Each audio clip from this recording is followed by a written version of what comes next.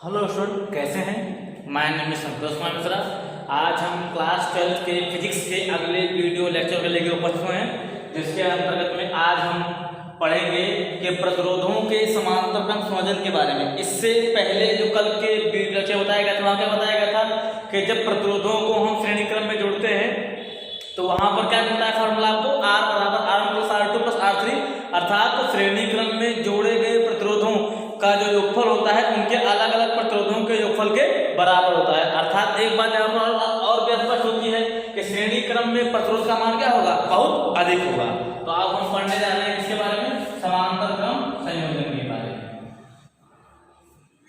समांतर क्रम, तो देखिए क्या करते हैं, इसके लिए हमने यहाँ पर मान लिया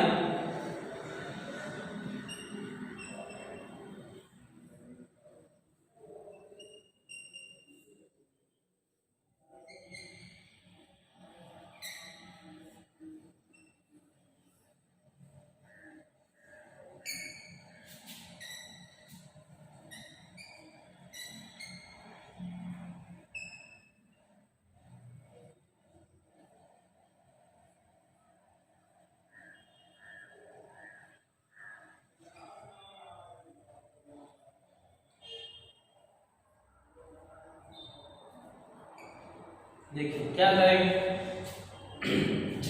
जब तीन प्रतिरोधों जब प्रतिरोधों के जितने प्रतिरोध भी ले जाएं, सभी प्रतिरोधों का पहला सिरा तथा दूसरा सिरा अलग अलग बिंदुओं से जुड़ा हो तो ऐसे संयोजन को हम क्या कहते हैं, वहां पर समांतर क्रम संयोजन कहते हैं। क्या कहा मैंने कि सभी प्रतिरोधों का पहला सिरा तथा सभी प्रतिरोधों का दूसरा सिरा, ठीक है, अलग बिंदु से जुड़ा हो तो उसे हम कहते हैं समांतर क्रम संयोजन। यहां पर क्या मान लेते हैं, माना तीन प्रतिरोध R1 R2 R3 समांतर क्रम में जुड़े हैं। चूंकि समांतर क्रम में विभवांतर प्रत्येक प्रतिरोध के लिए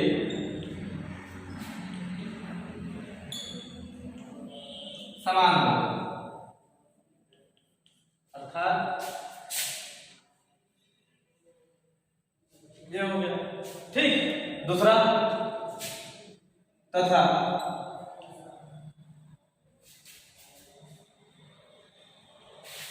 परिपथ में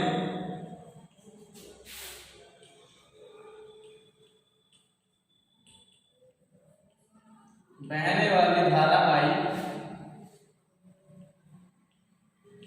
बिंदु A पर प्रतिरोधों के संगत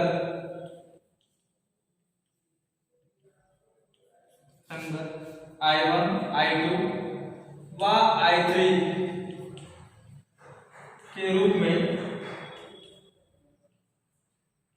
बढ़ जाती है,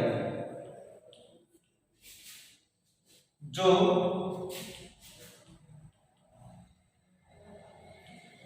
बिंदु B पर मिलकर पुनः I बन जाती है।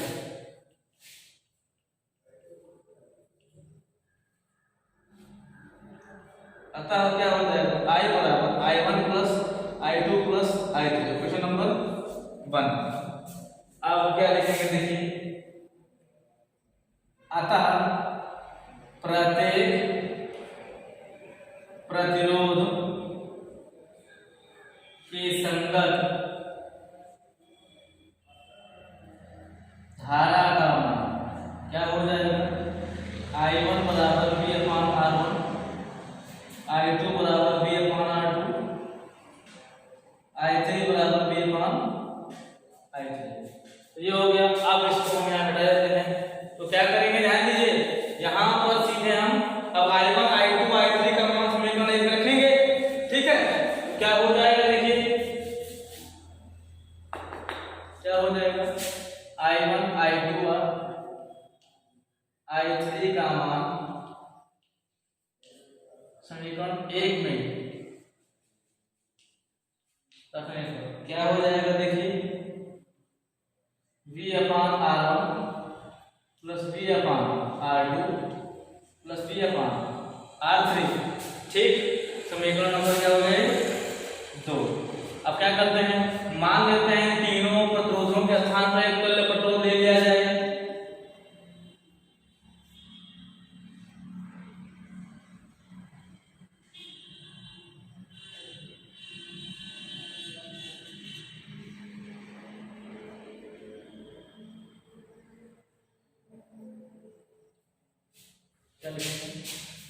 यदि इन तीनों प्रतिरोधों के स्थान पर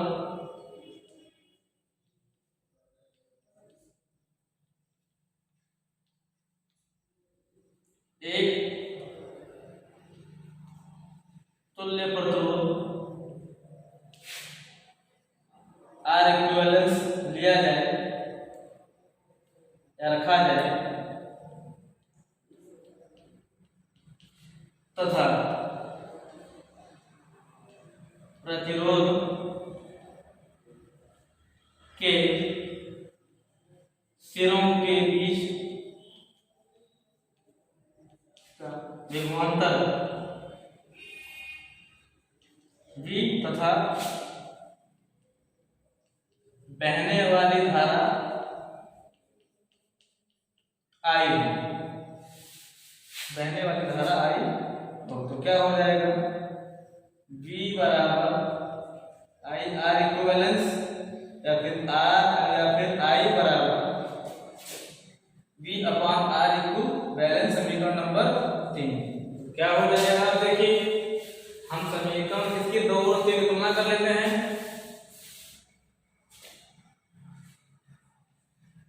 समीकरण 2 और समीकरण 3 की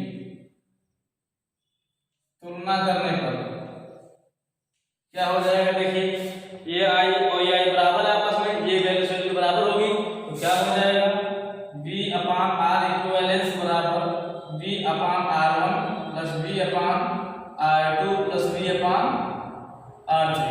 तो V/R इक्विवेलेंस बराबर भी हमने कॉमन लिया 1/R1 plus 1/R2 plus 1/R3, V और V कैंसिल, 1/R इक्विवेलेंस बराबर 1/R1 plus 1/R2 plus 1/R3।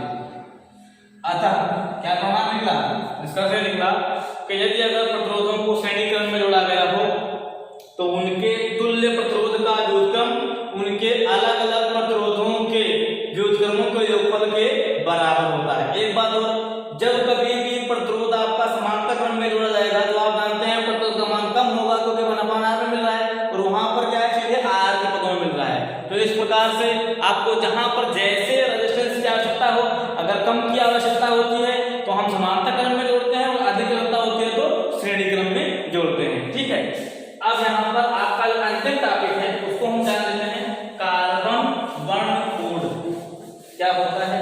देखिए जब कभी किसी परिपथ में, समझ लेते हैं क्या है, एक टॉपिक है आपका कार्बन वर्णकोड। इसका यूज क्या है, भाई मान लिया जाएगा परिपथ में बहुत अधिक उच्च प्रतिरोध की आपको आवश्यकता है, तो अगर उच्च प्रतिरोध की आवश्यकता है तो उसके लिए क्या करेंगे, अगर किसी चालक तार को लेंगे तो आप जानते हैं कि इसके लिए तब तो हमें बहुत अधिक लंबे तार की आवश्यकता होगी, तो उसका मतलब है हमारे लिए उसके उच्च प्रतिरोध था मेगा ओम में प्राप्त करना हो तो हमारे लिए बहुत लंबाई के तार की आवश्यकता पड़ेगी, जो कि हमारे लिए सुविधाजनक नहीं होगा। तो इसके लिए क्या करते हैं, हम कार्बन का इस्तेमाल करते हैं, जो क्या है, एक प्रकार का सेमीकंडक्टर है। तो दूसरी बात सस्ते भी होते हैं, तो अब उस पर हम किस प्रकार से रेजिस्टेंस को प्राप्त करते हैं वो देखिए। हम क्या करते हैं, एक कार्बन सेमीकंडक्टर की एक क्रूड लेते हैं, इस क्रूड को हमने ले लिया। अब इस क्रूड को लिया तो समझे यहाँ पर इस क्रूड पर आपके 4 पट्टियां होंगी। 4 पट्टियां कौन सी, 1 2 3 चौथी को 2। अब 4 पट्टियां होती हैं, 4 में एक पट्टी ए होती है, एक पट्टी बी होती है, एक पट्टी सी होती है, एक पट्टी डी जो पहली पट्टी होती है तो क्या कहती है आपके सार्थक अंक को बताती है का उसके प्रतिरोध के। दूसरी क्या करती है वो भी सार्थक अंक को बताती है। सी क्या करती है 10 की पावर n को व्यक्त करती है। और जबकि चौथी पट्टी जो होती है वो आपकी सहनशीलता को व्यक्त करने से हम कहते हैं टॉलरेंस, सहनशीलता को व्यक्त करती है। ठीक है, तो अब यहाँ पर ये कैसे आपको पता होगा, तो इसके लिए वहां पर एक मतलब जो इन पर नंबर होते हैं इन पट्टियों पर, उसके लिए कुछ विशेष क्रम के लिए एक स्पेसिफिक तरीका दिया गया है जिसकी सहायता से हमको याद रहते हैं। जैसे क्या है B Roy,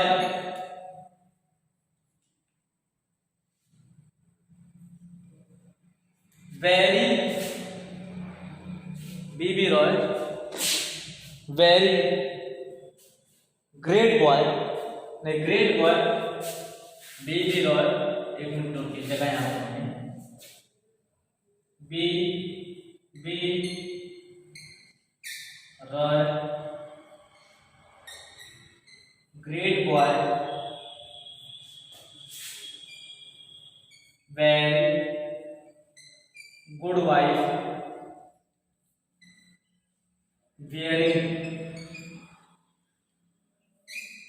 wearing gold silver necklace। अब देखिए यहां पर कैसे 0 1 2 3 4 5 6 7 8 उसके बाद 9 के बाद यहाँ पर इसे आप इस साइड में बढ़ेंगे नहीं। यहाँ पर जो गोल्ड है सिल्वर है नेकलेस है, गोल्ड का मतलब गोल्डन कलर, सिल्वर मतलब चांदी, और एन का मतलब नो रंग नो कलर। तो देखिए गोल्ड के लिए जो टॉलरेंस होता है वो आपका होता है ±5%।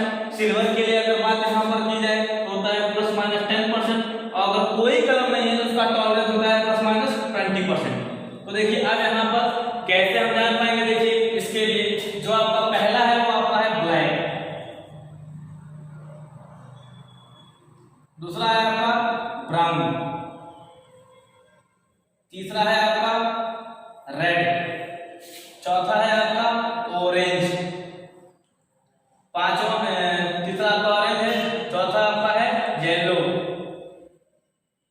ये है आपका ग्रीन, ये है आपका ब्लू, ये है आपका वायलेट, और ये जो आपका गुड है ये है आपका ग्रे, और डब्लू है आपका व्हाइट।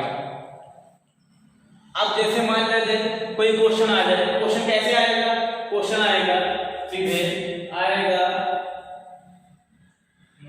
ब्राउन, क्वेश्चन आपका आएगा ब्राउन रेड,